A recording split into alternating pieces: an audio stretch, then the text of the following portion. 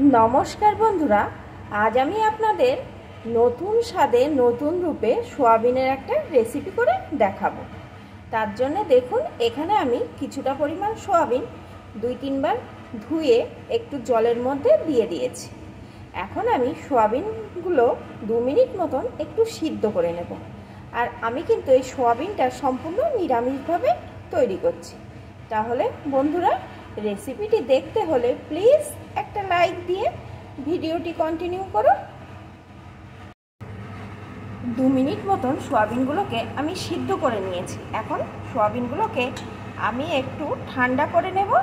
तारपरे सोयाबिनगुलो जल थेके चिपे एकदम जल जेन ना थाके सेइभावे एकटा पात्रे तुले नेब। ताहले बंधुरा सोयाबिनगुलो ठंडा होते थाक तार मध्य आमी एर जे मूल उपकरण मशलाटा रेडी करे नेब।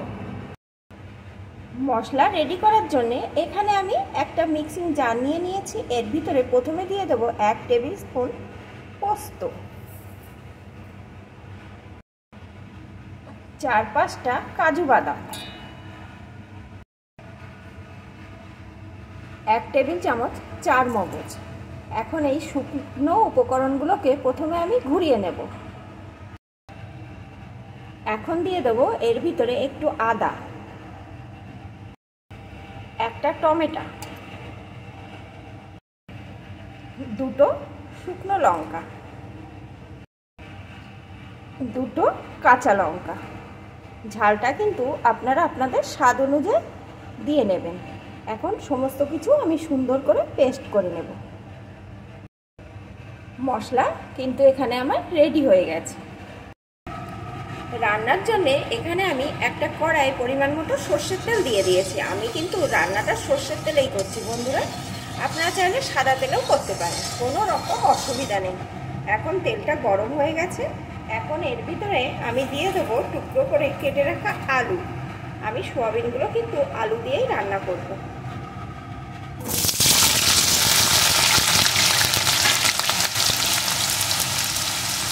দিয়ে দেবো একটু লবণ।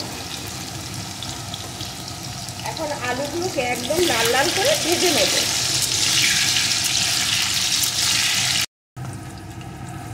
আলুগুলো এখানে সুন্দর আমার ভাজা হয়ে গেছে। এখন আলুগুলোকে আমি তুলে নেব। এখন এই তেলের ভিতরে আমি সোয়াবিনগুলোকে দিয়ে দেব, সাথে দিয়ে দেবো একটু লবণ।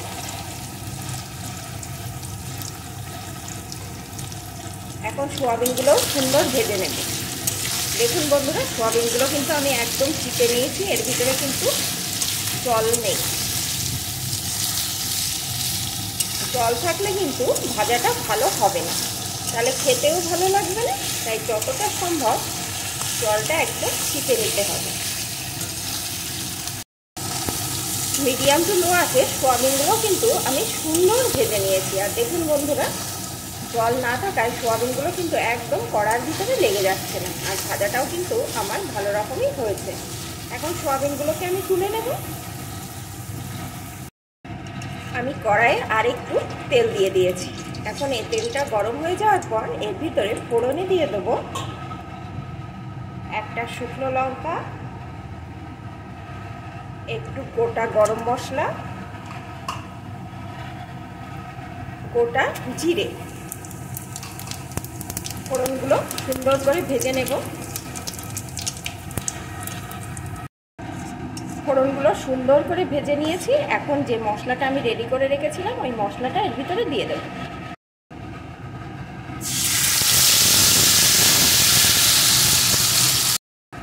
সাথে দিয়ে দেব 1 টেবিল চামচ জিরে বাটা। বন্ধুরা আমার ঘরে জিরে বাটা ছিল তাই আমি এখানে জিরে বাটা ব্যবহার করছি, আপনারা চাইলে এখানে জিরে গুঁড়োও দিয়ে দিতে পারেন। দিয়ে দেবো একটু ধনে গুঁড়ো, একটু চিনি, স্বাদ মতো লবণ। আমি কিন্তু এই রান্নায় কোনো রকম হলুদের গুঁড়ো ব্যবহার করব না, আপনারা চাইলে হলুদের গুঁড়ো দিতে পারেন। এখন এই সমস্ত মশলাটা সুন্দর করে কষিয়ে নেব। এই মশলাটা যত সুন্দর কষানো হবে রান্নার স্বাদ কিন্তু ততটাই ভালো আসবে। মিডিয়াম টু লো আছে সুন্দর করে মশলাটা আমি কষিয়ে নেব। মশলা কিন্তু সব সময় একটু অল্প আঁচে কষাতে হয়, তাহলে মশলাটা কষানো খুব সুন্দর হয়। বেশ কিছুক্ষণ ধরে মশলাটা আমি কষিয়ে নিয়েছি। দেখুন বন্ধুরা, দেখলেই বুঝতে পারছেন মশলাটা কত সুন্দরভাবে কষানো হয়েছে, আর মশলার উপর থেকে কিন্তু তেল ছেড়ে দিয়েছে। এখন এর ভিতরে আমি ভেজে রাখা আলু আর সয়াবিনগুলোকে দিয়ে দেব।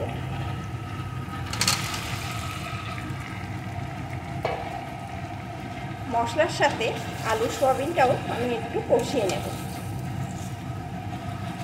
দেখুন বন্ধুরা, এখনই কত সুন্দর দেখাচ্ছে। এটা কিন্তু খেতে খুবই লোভনীয় হয়। মশলার সাথে সয়াবিন আলুটাও আমি সুন্দরভাবে কষিয়ে নিয়েছি। এখন এর ভিতরে আমি দিয়ে দেবো পরিমাণ মতো জল। আমি কিন্তু এখানে উষ্ণ গরম জল দিচ্ছি।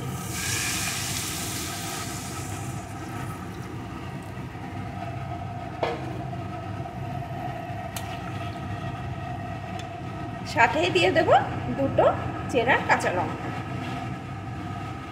এখন কিছুক্ষণ ফুটিয়ে নেব।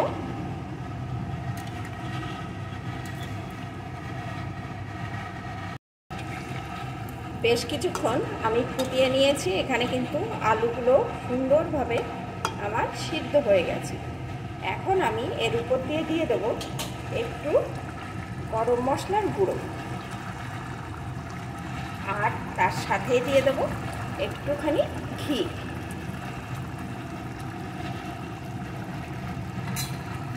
একটু মিশিয়ে নেব। এখন কিন্তু পুরোপুরিভাবে আমার সয়াবিনের তরকারি রেডি। বন্ধুরা, আমার এই রেসিপিটির আমি নাম দিয়েছি রাজকীয় স্বাদের শাহী সোয়া।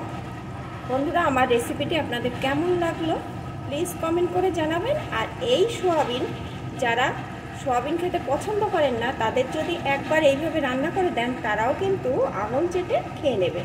আর এই সোয়াবিনের তরকারি আপনারা গরম ভাত, ফ্রাইড রাইস, পোলাও, লুচি, পরোটা, রুটি যার সাথেই খান না কেন অসাধারণ খেতে লাগবে। এখন কিন্তু এটা পুরোপুরিভাবে আমার রেডি। আমি নামিয়ে নেব। ভালো লাগলে প্লিজ একটা কমেন্ট করবেন, একটা লাইক করে দেবেন।